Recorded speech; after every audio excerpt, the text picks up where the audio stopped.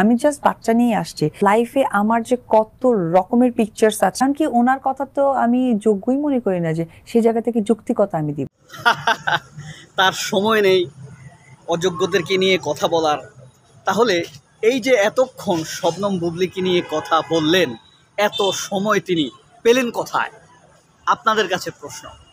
এ পর্যন্ত এই ঈদে, এই কোরবানির ঈদে তিনি 5টি সাক্ষাৎকার দিয়েছেন। প্রত্যেকটি সাক্ষাৎকারকে কেন্দ্র করে বা শবনম বুবলিকে কেন্দ্র করে প্রত্যেকটি সাক্ষাৎকারে তিনি কমপক্ষে 5 থেকে 8 মিনিট সময় ব্যয় করেছেন। আরও 3 থেকে 4 মিনিট সময় ব্যয় করেছেন শাকিব খানকে নিয়ে। অর্থাৎ তিনি যে সাক্ষাৎকারগুলো দিয়েছেন সবগুলোতেই শবনম বুবলি এবং শাকিব খানকে নিয়ে আলোচনা করে অর্ধেক সময় ব্যয় করেছেন। এই হলো তার স্ট্যাটাস। তিনি যা করবেন না বলেন তাই আসলে করেন, অন্য কিছু তিনি করতে পারেন না। তার কথাগুলো শুনুন। ওনাকে নিয়ে ওই মানে আমি পচা আলু বলেছি এবং ঘৃণা লাগে নামটা নিতে। হ্যাঁ, তো ওই জায়গা থেকে ওনাকে নিয়ে কথা বলার কোনো ইচ্ছা নাই, কারণ কি ওনার কথা তো আমি যোগ্যই মনে করি না যে সেই জায়গা থেকে যুক্তিকতা আমি দিব। আমি হ্যাঁ আচ্ছা, আসলে ওনার বক্তব্যের উত্তর দেওয়ার রুচি আমার নেই। যদি প্রশ্নটা ওনার থাকে কোনো এক সময় ওনার কাছে জিজ্ঞেস করবেন, দ্যাটস ইট। আসলে ওই নামটাই ধরতে চাই না সিরিয়াসলি। মানে একটা মানুষের স্ট্যাটাস লেভেলটা কেমন সে জানার পরও যখন ধুলা উড়িয়ে ঘুরে, তাকে আসলে মানে যোগ্য অযোগ্য বলতেও আমার বিবেকে বাদে। মানে আসলে আমি এই ঈদটাই নষ্ট করতে চাই। সবচেয়ে বড় অ্যান্সারটা তো হচ্ছে উনি যখন বললেন আমি বাসা থেকে বের হচ্ছি অ্যাসিস্ট্যান্ট পাঠায়, তো আমাকে পাস হতে দেখলেন আর আমি তো একটা জিনিস আনতে গেছি, তা আমি কি করে পরে আসি? ওনার আসলে সমস্যা আছে, ওনার চিকিৎসা করা দরকার। উনি আসলে সামান্য মানে অনেক বেশি নিজেকে গেমে অংশগ্রহণ করতে গিয়ে উনি এখন ফেইলিওর খেলোয়াড় হয়ে গেছে না। কি বলা উচিত, কি করা উচিত, কারণ এত বেশি মানুষকে এক্সপোজ করে ফেলেছেন ব্যক্তি জীবনটাকে। বা আমি জাস্ট বাচ্চা নিয়ে আসছি, এরপর ওনার প্রত্যেকটা মোমেন্টই মানে একটা প্রুফটের জায়গায় চলে আসে যে যাওয়া তখন একটা ছবি, একটা খাওয়া তখন একটা ছবি, একটা কিছু করা তখন একটা ছবি। লাইফে আমার যে কত রকমের পিকচার্স আছে, বাট আমি নেভার এভার এভার আমার পরিবার আর প্রফেশন কখনোই এক হতে পারে না। অবশ্যই দুটোর প্রতি আমার রেসপেক্ট, দুটোই আমার ধর্মের কর্মের জায়গা। আচ্ছা, আমি যদি চলে আসুক ওই পচা আলু বলেছি এবং ঘৃণা লাগে নামটা নিতে। হ্যাঁ, তো ওই জায়গা থেকে ওনাকে নিয়ে কথা বলার কোনো ইচ্ছা নাই, কারণ কি ওনার কথা তো আমি যোগ্যই মনে করি না যে সেই জায়গা থেকে যুক্তিকতা আমি দিব। তো যে কথার যোগ্যতা নাই সেই কথার যুক্তিকতা দেওয়ার আমার কোনো সময়ই নেই, কারণ সো অযৌক্তিক কথা বলে আমি টাইমে ওয়েস্ট করতে চাই না। ঠিক আছে, মানে বললাম না যে অযোগ্য মানুষকে নিয়ে যুক্তিকতা দেওয়া মানে হচ্ছে নিজের যোগ্যতা নিয়ে প্রশ্ন। তার আর সামর্থ্য নেই, কারণ কি তার কথা এখন কেউ শুনতে চায় না। একটা সময় ছিল আমরা ভেবেছিলাম হয়তোবা শবনম বুবলিকে নিয়ে তিনি আর কথা বলবেন না, অথবা তিনি কাউকে নিয়ে আর কোনো মিথ্যা কথা বলবেন না, তিনি শুধরে যাবেন, নিজেকে চেঞ্জ করে ফেলবেন। কারণ গত রমজানের ঈদে শবনম বুবলি একটি কথার কারণে অপবিশ্বাস যে তোলপাড় শুরু করে দিয়েছে, মিডিয়াকে শবনম বুবলির বিরুদ্ধে লেলিয়ে দিয়েছে, প্রথম আলোকে লেলিয়ে দিয়েছে, উঠে পড়ে লেগেছে শবনম বুবলিকে ছোট করার জন্য। শেষ পর্যন্ত প্রথম আলো মিথ্যা প্রমাণিত হয়েছে, অপবিশ্বাসও মিথ্যা প্রমাণিত হয়েছে। শবনম বুবলি বলেছেন এমন কথা শাকিব খান বলেননি, প্রথম আলোর নিউজটি শাকিব খান শেয়ার দেননি, সুতরাং এটি শাকিব খান ওন করেন না, এটি মিথ্যা।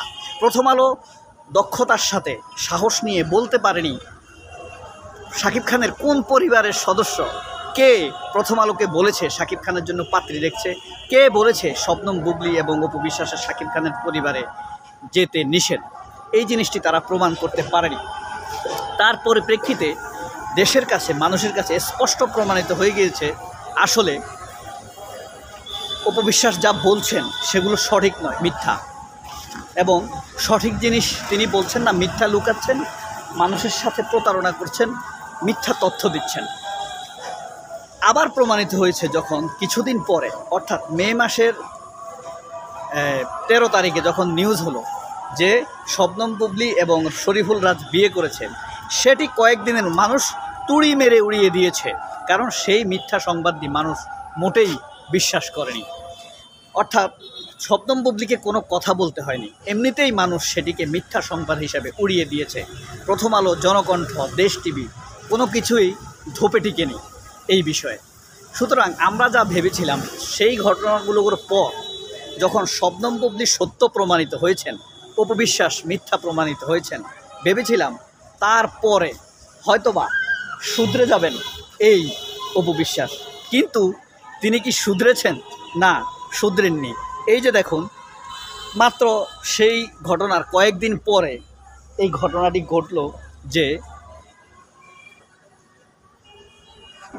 কোরবানির ঈদে শবনম বুবলিও তো অনেকগুলো ইন্টারভিউ দিয়েছেন, তিনি কোনো ইন্টারভিউতে অপু বিশ্বাসের নামই নেননি।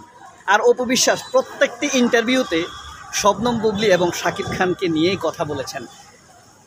শবনম বুবলিকে নিয়ে 4 থেকে 8 মিনিট, শাকিব খানকে নিয়ে আরও 4 থেকে 8 মিনিট, অর্থাৎ 15-16 মিনিট একটি ইন্টারভিউ দিতে অর্ধেক তিনি শাকিব খান এবং শবনম বুবলিকে নিয়েই কথা বলেছেন। তার আর কোনো কথা নেই। অন্য বিষয় নিয়ে কথা বললে মানুষ দেখবে না, শুনবে না, সেল হবে না, বিক্রি হবে না, অপু বিশ্বাসের বিজনেস হবে না। এ কারণেই প্রত্যেকটা ইন্টারভিউতে তিনি শবনম বুবলিকেই সেল করেছেন, শাকিব খানকেই সেল করেছেন। তিনি টিকতে পারেননি। অর্থাৎ শবনম বুবলির নাম নেয়া ব্যতীত অপু বিশ্বাস কিন্তু অচল। প্রমাণ করে দিয়েছেন তিনি অতীতে মিথ্যা কথা বলেছেন, এখন প্রমাণ করে দিয়েছেন শবনম বুবলির নাম নেয়া ছাড়া তিনি টিকতে পারবেন না, তিনি অচল হয়ে যান। তিনি আসলে কারোর কাছেই এখন আর মূল্যবান সত্যবাদী হিসাবে পরিগণিত নয়, মানুষের কাছে মিথ্যাচারিণী হিসাবে তিনি পরিগণিত। আরেকটি বিষয় চমৎকারভাবে উল্লেখযোগ্য, তিনি তাও পারেননি। একসময় ডিবিসির এক সাংবাদিক নাজনীন মুন্নি অনুরোধ করেছিলেন ডিবিসি নিউজের একটি প্রোগ্রামে অংশগ্রহণ করার জন্য। তিনি তখন 50,000 টাকা চেয়েছিলেন অপু বিশ্বাস। এখন কোরবানির ঈদে এসে ঠিকই অপু বিশ্বাস ডিবিসির একটি প্রোগ্রামে অংশগ্রহণ করেছেন। এই যে দেখুন। স্বাগত ডিবিসি নিউজের বিশেষ আয়োজন তারকার মনের কথায়। সাথে আছি সৌরভ আপ্পা, আমার সাথে আছেন এই মুহূর্তের ব্যস্ততম চিত্রনায়িকা ঢালিউড কুইন অপু বিশ্বাস। দিদি কেমন আছেন? এই তো ভালো। সেই প্রোগ্রামে পাগল উপস্থাপক বলেছে এই সময়ের ব্যস্ততম নায়িকা। আসলে কি অপু বিশ্বাস এই সময়ের ব্যস্ততম নায়িকা? না, অথর্ব উপস্থাপক বুঝেনি। অপু বিশ্বাস যেরকম বোকা, বেকুব, অবিশ্বস্ত নারীতে পরিণত হয়েছেন, ওই উপস্থাপকও অবিশ্বস্ত, তার চ্যানেলের মতোই। নাজনীন মুন্নি যতই পরিবার, দেশ, সমাজ, রাষ্ট্র থেকে বিশ্ব, এই যে এইভাবে বলেন, রাষ্ট্র, দেশ থেকে বিশ্ব সবকিছুর চালিকায় রাজনীতি, তাই রাজনীতির 10 দিক নিয়ে রাজকাহন। সাথে আছি নাজনীন মুন্নি। নিবেদন করে সেই নাজনীন মুন্নি তাদের কথা যেমন বিশ্বাস করে না, তাদের জুনিয়র উপস্থাপককে কিভাবে বিশ্বাস করবে? আমার প্রশ্ন হলো আরেক জায়গায়। তাহলে তিনি যে তখন 50,000 টাকা চেয়েছিলেন ডিবিসি নিউজের কাছে, ডিবিসি নিউজ দেয়নি, তিনি সেই প্রোগ্রামে যাননি। এখন অপু বিশ্বাসকে কত টাকা দিয়েছেন? এবং তিনি তো সেই প্রোগ্রামে গিয়েছেন, শবনম বুবলিকে নিয়েই কথা বলেছেন, শবনম বুবলিকে বিক্রি করেছেন। তবে সবচাইতে বেশি নোংরাভাবে বিক্রি করেছেন, আপনাদেরকে যে ফুটেজটি দেখিয়েছি সেখানে বিক্রি করেছেন। সেই বিক্রিটা হলো কি নিয়ে? সেই বিক্রিটা হলো শুধুমাত্র শবনম বুবলিকে ঘৃণা, বিদ্বেষ, এটা সমকাল পত্রিকা, হ্যাঁ, সেই পত্রিকার ইউটিউব ভার্সনে সাক্ষাৎকার দিয়েছেন। তার পর্যায়ে কত নিচুতে গিয়ে ঠেকেছে, বুঝেছেন? পত্রিকা, টেলিভিশন না, টেলিভিশনের ইউটিউব না, পত্রিকা না, পত্রিকার ইউটিউব ভার্সনে সাক্ষাৎকার দিয়েছেন। এভাবেই এখন তাকে চলতে হবে, ফিরতে হবে, ঘুরতে হবে, এই তার অবস্থা। এটি তার এখন শিডিউল, এটি তার পর্যাপ্ত যোগ্যতা, এটি তার দক্ষতা। এভাবেই তাকে টিকে থাকতে হবে। এখন আর তার কোনো অ্যাবিলিটি নেই। এটিই অপু বিশ্বাস, চরম অবিশ্বস্ত নারী। সবাই অনেক ভালো থাকবেন। আল্লাহ হাফেজ, আসসালামু আলাইকুম। এই যে